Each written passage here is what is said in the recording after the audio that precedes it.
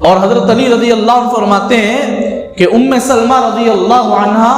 رسول اللہ صلی اللہ علیہ وسلم کے بارے میں فرماتی ہیں ہم نے کبھی رسول اللہ صلی اللہ علیہ وسلم کو متواتر لگاتار 2 مہینے روزہ رکھتے ہوئے نہیں دیکھا، مگر یہ کہ رسول اللہ صلی اللہ علیہ وسلم شعبان اور رمضان میں روزہ رکھتے تھے، 2 مہینے لگاتار رکھتے تھے۔ حضور علیہ السلام رکھتے تھے مگر امت کو سمجھایا کہ 15 شعبان کے بعد، یعنی اب آج رات جو ہے شب برات ہے اور کل کے دن روزہ رکھنے کا حکم فرمایا۔ پھر اس کے بعد حضور صلی اللہ علیہ وسلم نے احتیاطاً روزہ رکھنے سے منع فرمایا، حکم نہیں فرمایا کہ ہرگز روزہ نہ رکھے، بلکہ احتیاطاً فرمایا کہ آپ روزہ نہ رکھیں، کہیں ایسا نہ ہو کہ شعبان کے روزے رکھتے رکھتے رکھتے تھک جائے اور رمضان کے فرض روزے چھوڑ دے، ایسے نہ ہو۔ اور بعضوں میں یہ اختلاف ہوتا ہے کہ 2 روزے یا 3 روزے، ہر سال آپ لوگوں کو بتایا جاتا ہے کہ شعبان کا 1 روزہ ہے، نفل روزہ آپ جتنے چاہے رکھ سکتے ہیں، کوئی اعتراض نہیں ہے، لیکن حضور علیہ السلام کا فرمان ہے کہ یہ جو رات ہے، رات میں میرے اعمال اوپر جاتے ہیں، پھر فیصلہ صبح سویرے اترتا ہے۔ میری تمنا ہے کہ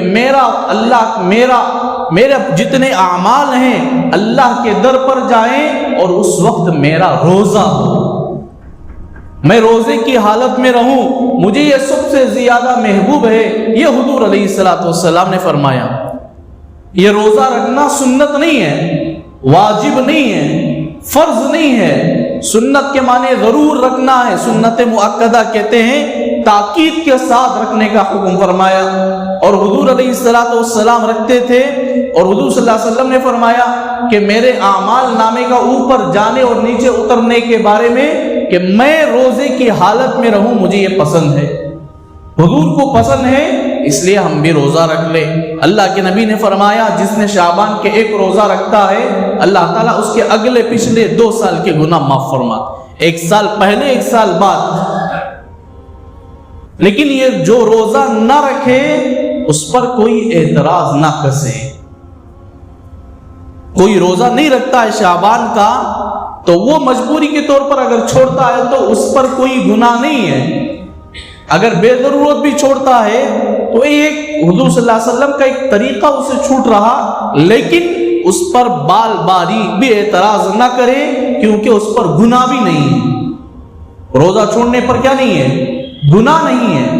لیکن رکھ لینا افضل ہے۔ مستحبات میں بتایا گیا کہ روزہ رکھ لے، یہ سب سے افضل